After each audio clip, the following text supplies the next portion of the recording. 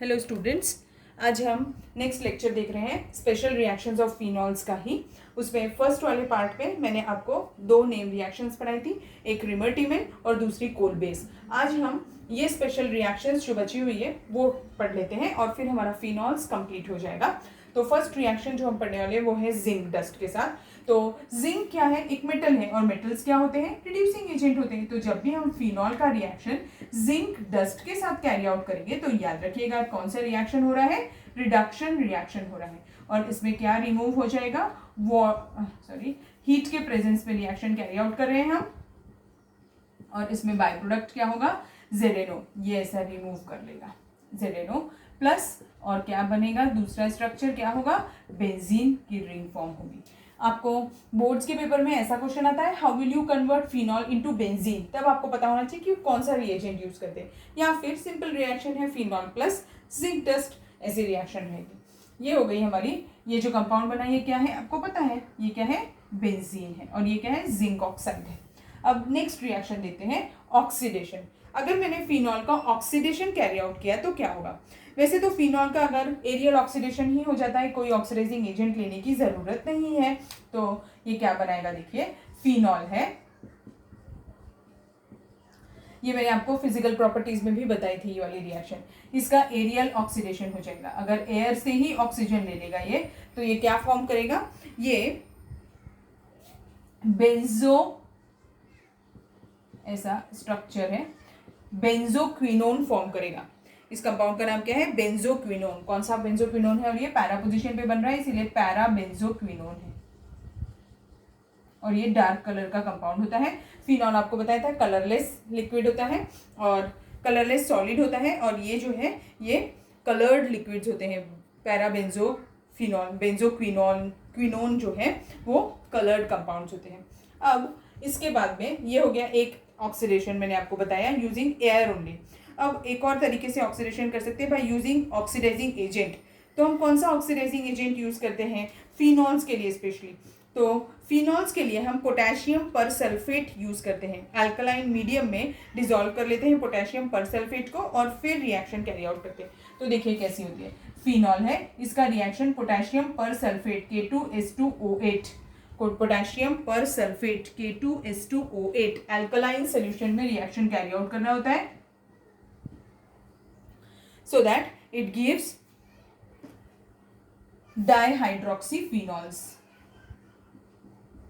यहाँ पे भी एक OH आ जाएगा और यहाँ पे भी एक OH आ जाएगा, प्लस यहाँ पे एक OH आ जाएगा और एक OH यहाँ पे आ जाएगा। मीन्स ऑर्थोहाइड्रोक्सीफिनॉल और पैराहाइड्रोक्सीफिनॉल, या फिर हम ऐसा भी बोल सकते हैं 1,2 डाइहाइड्रोक्सीफिनॉल, डाइहाइड्रोक्सीबेंजीन, 1,2 डाइहाइड्रोक्सीबेंजीन और 1,4 डाइहाइड्रोक्सीबेंजीन। आपको याद होगा तो मैंने आपको इसका जब नॉमेनक्लेचर पढ़ाया था तब भी बताया था कि जब भी एक बेंजीन रिंग के ऊपर दो OH ग्रुप होते हैं तो हम उसे क्या बुलाते हैं? कैटाचॉल बुलाते हैं। तो ये स्ट्रक्चर जो है ये क्या है? कैटाचॉल है।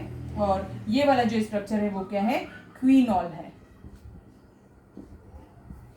ठीक, समझा? ये एक बार बोर्ड्स के पेपर में ऑब्जेक्टिव में क्वेश्चन पूछिए कि ये रिएजेंट क्या है, तो इस रिएजेंट का नाम याद रख लीजिएगा, पोटेशियम परसल्फेट ये रिएजेंट है।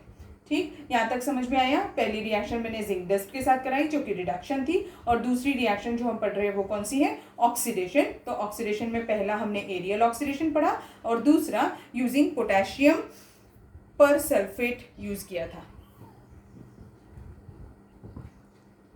अब जो थर्ड रिएक्शन हम पढ़ने वाले वो है हाइड्रोजिनेशन। हाइड्रोजिनेशन नाम से ही समझ में आ रहा है, एडिशन ऑफ हाइड्रोजन है, इसीलिए हम इसे हाइड्रोजिनेशन रिएक्शन बुलाते हैं। इसमें क्या करते हैं? फिनॉल का, और हाइड्रोजिनेशन के लिए क्या मीन्स हाइड्रोजन ऐड करने के लिए हम क्या यूज करते हैं? निकल, पैलेडियम, प्लैटिनम कैटलिस्ट यूज करते हैं। तो उन्हें हीट करो तो हाइड्रोजन लिबरेट करता है वो, तो इसमें हाइड्रोजन ऐड करेंगे और कैटलिस्ट कौन सा लेने वाले हैं हम? निकल कैटलिस्ट, और हीट करेंगे so that it gives what? ये पूरे के पूरे डबल बॉन्ड्स को रिप्लेस कर देगा हाइड्रोजन से। तो यहाँ पर क्या आ जाएगा? ये कंपाउंड बन जाएगा। सारे हाइड्रोजन यहाँ पर और अटैच हो गए, तो अभी क्या हो गया? ये दो दो हाइड्रोजन लगे। पहले एक एक हाइड्रोजन था हर कार्बन के ऊपर, अब दो दो हाइड्रोजन बन गए, तो मिल गए उसको। तो अब ये कंपाउंड क्या बन गया? साइक्लोहेक्सेनॉल।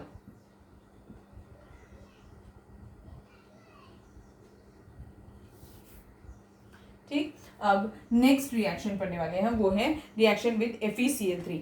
FeCl3 जो है it is used as a distinguishing reagent between alcohols and phenols. यानी अगर मेरे पास में दो टेस्ट ट्यूब है, एक में अल्कोहल है और एक में फिनॉल है, तो FeCl3 के साथ ट्रीट करो तो हमें पता चलता है कि वो अल्कोहल है या फिनॉल है, अगर मेरे पास लेबल्स नहीं है उन टेस्ट ट्यूब के ऊपर। तो यानी अगर मैंने एक टेस्ट ट्यूब में जैसे ही FeCl3 न्यूट्रल FeCl3 रहता है, न्यूट्रल FeCl3 ऐड किया और it gives no change in colouration, तो वो क्या है, अल्कोहल है। अगर मैंने उसमें ऐड किया और वो इमीडिएटली ग्रीन या फिर ब्लू कलर देता है, it confirms that the compound is phenolic, it contains phenolic OH group. तो FeCl3 जो होता है, टेस्ट रिएक्शन विद FeCl3 क्या है ये, it is used to distinguish between alcohols and phenols. तो अगर ये रिएक्शन ऐसे लिख देती हूँ मैं, C2H5OH है प्लस FeCl3 के साथ जब हम रिएक्शन कैरी आउट करेंगे, कौन सा FeCl3 होना चाहिए, वो neutral FeCl3, it gives no reaction. ठीक है, उसके लिए मैंने क्रॉस बनाया है। और अगर मैंने ये C6H5OH के साथ में FeCl3 का रिएक्शन कैरी आउट किया होता, तब उस केस में हमें कॉम्प्लेक्स फॉर्म होता, और वो जो कॉम्प्लेक्स है वो क्या रहता, सिर्फ हमें Cl के जगह पर C6H5O ग्रुप ऐड करना है, तो क्या हो जाता है, C6H5O थ्राइस टाइम्स लग जाता। ठीक है, और Fe होता उसके साथ में, प्लस बाय प्रोडक्ट क्या हो जाएगा इसमें, HCl। तो ये जो कॉम्प्लेक्स फॉर्म करता है ये कलर्ड होता है, इसके कलर वेरी करते हैं जिस टाइप का आपने फिनॉल यूज किया होगा। जरूरी नहीं है कि प्लेन फिनॉल हो, अगर सिर्फ फिनॉल आपने यूज किया है तो वॉयलेट कलरेशन देगा।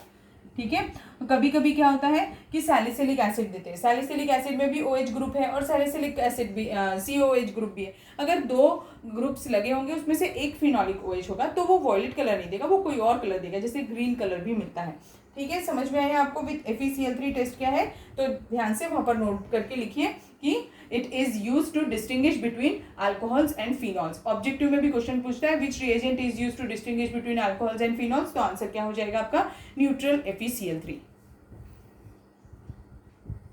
अब नेक्स्ट रिएक्शन जो हमें पढ़नी है वो है कपलिंग रिएक्शन। कपलिंग रिएक्शन का मतलब क्या होता है, हम यहाँ पर दो बेंजीन रिंग्स को कपल कर रहे होते हैं, इसीलिए हम इसे कपलिंग रिएक्शन बुलाते हैं। कपलिंग रिएक्शन में दो बेंजीन रिंग कैसे कपल होती है वो देखेंगे, और इसमें कपलेशन के लिए हम बेंजीन डायजोनियम सॉल्ट का यूज कर रहे होते हैं, यानी कि दो नाइट्रोजन एटम दो बेंजीन रिंग के बीच में होते हैं। देखते हैं कैसी रहती है रिएक्शन। इसमें पहले benzene diazonium chloride, benzene diazonium chloride क्या होता है आपको पता है, और ये क्या है, इसके लिए हमें कोल्ड कंडीशन ही रखनी पड़ती है इसे बनाने के टाइम पर। ठीक है, ये plus alkaline solution of phenol, वो भी आइस कोल्ड सोल्यूशन होना चाहिए। ये लैब में करते हैं रिएक्शंस। अब इस साल कोरोना की वजह से लैब में रिएक्शंस करना बहुत मुश्किल है, कब कॉलेजेस शुरू होंगे, कब स्कूल शुरू होंगे पता नहीं, पर ये अगर होते शुरू तो आपको ज़रूर से कपलिंग रिएक्शन करवाई जाती। 12th के प्रैक्टिकल्स में है ये रिएक्शन। ठीक है, तो अब क्या होगा, ये दोनों आइस कोल्ड सोल्यूशन है। ठीक है, ये भी आइस कोल्ड है और ये भी आइस कोल्ड है, ये दोनों आइस कोल्ड सोल्यूशन। ये क्या है, इस कंपाउंड का नाम बेंजीन, ये आइस कोल्ड कंडीशन रखनी जरूरी है, नहीं तो रिएक्शन नहीं होगी। बेंजीन डायजोनियम क्लोराइड है ये, और ये क्या है, फिनॉल है। इन दोनों को जब मिक्स कर देंगे तो ये क्या बना देगा, और कौन सा मीडियम रखने के लिए मैंने बताया आपको, अल्कलाइन मीडियम रखना है। अल्कलाइन मीडियम में जब रिएक्शन कैरी आउट करेंगे तो ये क्या दे देगा, इसमें HCl रिमूव हो जाएगा और कंपाउंड कैसे दिखने लगेगा, देखो दो बेंजीन रिंग्स को मैंने कपल कर दिया, यानी कि ज्वाइन कर दिया using 2 nitrogens, that's why the reaction is termed as what, coupling reaction. और ये जो स्पीशीज फॉर्म हुआ है ये जो है ये एक डाई है। ये जो डाइज होते हैं, हमारे जो कपड़े होते हैं, जो क्लोथ्स होते हैं, उनको कलरिंग के लिए जो मटेरियल यूज किया जाता है वो ये डाइज ही होते हैं। डाइज में फिक्सर डाल देते हैं जिससे वो फिक्स हो जाते हैं कलर्स और वो निकलते नहीं है, तो ये डाइज बनाने के लिए यूज करते हैं। हम इन्हें एजो डाइज बुलाते हैं। एजो डाइज क्यों बुलाते हैं, देखो डाई यानी मैंने बताया आपको जो कलरिंग के लिए यूज करते हैं। एजो का मतलब क्या होता है, ये 2 नाइट्रोजन यूज किया है इसीलिए एजो है ये, तो ये एजो डाइज है। समझ में आया सभी को। और ये जो कंपाउंड है ये कौन से कलर का रहने वाला है, कलर मिलते हैं ये, हम बच्चों को दिखाते भी हैं जब आप बनाते हैं। ये अगर लैब में आपको ये रिएक्शन करवाते हैं तो तब हम हाथ में टच भी करवाते हैं। इससे रबर स्टिकी सोल्यूशन होता है, स्टिकी प्रेसिपिटेट होता है, और उसे ऐसे हाथ में लग जाए वो तो ऑरेंज कलर देता है।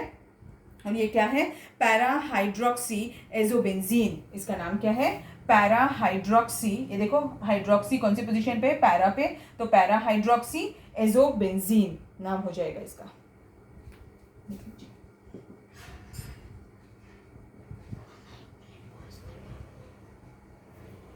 समझा? नेक्स्ट रिएक्शन हमें पढ़नी है, वो है लिबरमेंस टेस्ट। लिबरमेंस टेस्ट क्या होता है, इसमें सेट ऑफ रिएक्शंस होती है बेटा थोड़ी सी।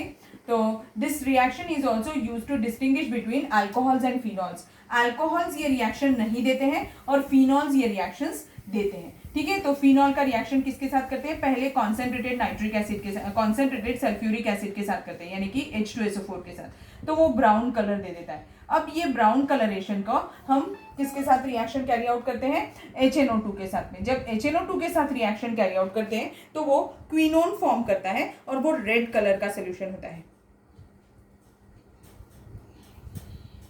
ये क्विनोन फॉर्म करता है और ये कौन से कलर का सोल्यूशन होता है, रेड कलर का सोल्यूशन होता है। और फिर इसका हम सोडियम हाइड्रोक्साइड के साथ में ट्रीटमेंट करते हैं so that it gives blue colour solution. तो हमें रिएजेंट्स के बारे में ध्यान नहीं देना है, हमें स्ट्रक्चर्स के बारे में भी ध्यान नहीं देना है, हमें सिर्फ पता होना चाहिए कि फिनॉल्स के लिए और अल्कोहल्स को डिस्टिंग्विश करने के लिए हम लिबरमेंस टेस्ट यूज करते हैं। बहुत शॉर्ट में हम देखेंगे। देखो फिनॉल्स का रिएक्शन हम कौन से, इसमें कौन कौन से कलर चेंजेस है ये याद रखना है आपको। ब्राउन कलर मिलता है, फिर रेड कलर मिलता है और फिर ब्लू, फाइनली ब्लू कलर। यानी आपने अगर लिबरमेंस रिएजेंट सारे यूज किए तो फिनॉल कौन से कलर में कन्वर्ट हो जाएगा, ब्लू कलर में। और अल्कोहल तो ये टेस्ट नहीं देते हैं। और रिएजेंट्स कौन कौन से यूज करते हैं हम इसमें, concentrated sulphuric acid, nitric acid और NaOH, और कंपाउंड क्या बन जाता है, ब्लू कलर सॉल्ट बनता है। ठीक, समझा? शॉर्ट में ही हमने किया है ये रिएक्शन, क्योंकि इस पे क्वेश्चन सिर्फ कलर पे आता है, नहीं तो फिर क्यों यूज करते हैं या कौन सा टेस्ट यूज करते हैं उसी पर आता है। अब हम नेक्स्ट रिएक्शन देखेंगे, that is reaction with phthalic anhydride. Phthalic anhydride क्या होता है बेटा, थैलिक एसिड में से जब हम वाटर मॉलिक्यूल रिमूव कर देते हैं तो वो क्या बन जाता है, थैलिक एनहाइड्राइड। और थैलिक एसिड क्या होता है, ऐसा बेंजीन रिंग जिसके पास में 2 कार्बोक्सिलिक ग्रुप होते हैं उसे, और वो भी कौन से पोजीशन पे, एडजेसेंट पोजीशन पे, उसे हम थैलिक एसिड बुलाते हैं। इस थैलिक एसिड में से अगर मैं वाटर मॉलिक्यूल रिमूव कर दूं तो वो क्या बन जाएगा, थैलिक एनहाइड्राइड बन जाएगा। तो बेंजीन रिंग और यहाँ पर एक CO ग्रुप आ जाएगा, या फिर यहाँ डबल बॉन्ड O करके लिखती हूँ मैं, और यहाँ पे एक डबल बॉन्ड O, और ये यहाँ पर एक ऑक्सीजन, ऐसा स्ट्रक्चर रहेगा। अब ये हो गया थैलिक एनहाइड्राइड का स्ट्रक्चर। इस थैलिक एनहाइड्राइड के साथ फिनॉल रिएक्ट करता है। हम ये रिएक्शन क्यों पढ़ रहे हैं वो मैं आपको बताऊंगी अभी। अब जब हम इसका रिएक्शन फिनॉल के साथ करेंगे तो फिनॉल के हमें 2 मॉलिक्यूल्स लगने वाले हैं इसमें। लास्ट ईयर जब आप 11th क्लास में थे तब आप लोगों ने टाइट्रेशन किया था बेटा। टाइट्रेशन जब भी हम करते हैं और अगर एसिड बेस्ड टाइट्रेशन किया होगा तो वहां पर इंडिकेटर का यूज करते थे। कौन सा इंडिकेटर था वो, फिनॉप्थेलीन। कौन सा इंडिकेटर यूज करते थे, फिनॉप्थेलीन। तो ये जो रिएक्शन है इससे हम फिनॉप्थेलीन ही बनाते हैं। थैलिक एनहाइड्राइड है, उसे फिनॉल के साथ रिएक्ट किया और क्या रिमूव कर रही हूं मैं, वाटर रिमूव कर रही हूँ। और जैसे ही मैं इसका वाटर रिमूव करूंगी तो जो कंपाउंड बन जाएगा वो क्या होगा, फिनॉप्थेलीन होगा। देखिए स्ट्रक्चर कैसा है, आपको याद होगा ना, फिनॉप्थेलीन आप लोग एज ए इंडिकेटर यूज करते थे, है ना। उससे डालने से पिंक कलर मिलता था। अगर हमने वो डालना भूल गए तो पिंक कलर नहीं मिलता।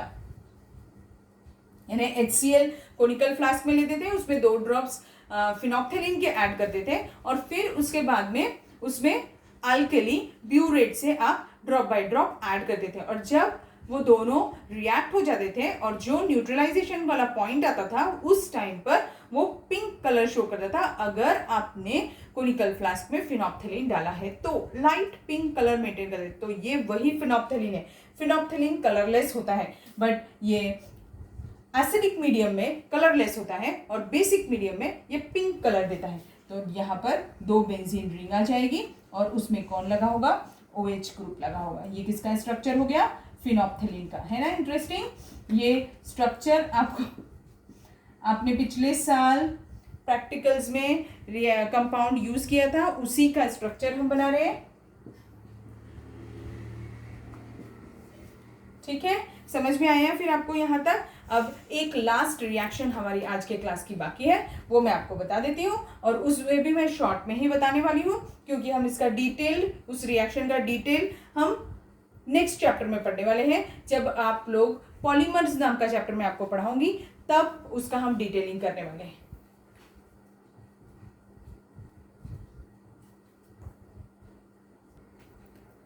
लास्ट रिएक्शन जो आज हमें पढ़ना है वो है फॉर्मेशन ऑफ बेकलाइट। बेकलाइट क्या होता है? ये एक पॉलीमर होता है। ये पॉलीमर जो है ये किसके कॉम्बिनेशन से बनता है? फिनॉल प्लस फॉर्माल्डिहाइड के कॉम्बिनेशन से बनता है, उसे हम बेकलाइट बुलाते हैं। ये इट गिव्स बेकलाइट। बेकलाइट जो होता है TV cabinets, computer cabinets, refrigerator cabinets बनाने के लिए, लैपटॉप, डेस्कटॉप के कैबिनेट्स, ये जो कैबिनेट्स प्लास्टिक के होते हैं वो इसी पॉलीमर से बनाए जाते हैं। तो ये बेकलाइट है। समझ में आ गया आपको क्या है? और इसको हम डिटेल में कौन से चैप्टर में पढ़ेंगे? Polymers. But objective question solve करने के टाइम पे फिनॉल्स में ये क्वेश्चन पूछेगा।